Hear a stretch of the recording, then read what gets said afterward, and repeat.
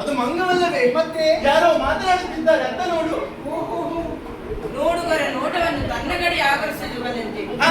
ಮರವೆಂದು ಬಂದು ಸೋತೆ ಮನಸ್ಸೋತೆ ಜನರ ಮಧ್ಯೆ ಉಡುಪ ಶೋಭಿಸುವಂತೆ ಕಾಣುತ್ತಿರುವ ನೀವು ಯಾರು? ಊರು ಯಾರು? ಅಲ್ಲಿ ಹೇಳುವಿರಾ? ಬ್ರಹ್ಮಪುರಿ ಸೇರಿ ಹೇಳಿದ್ದೀರಾ? ಹೇಳಿಯ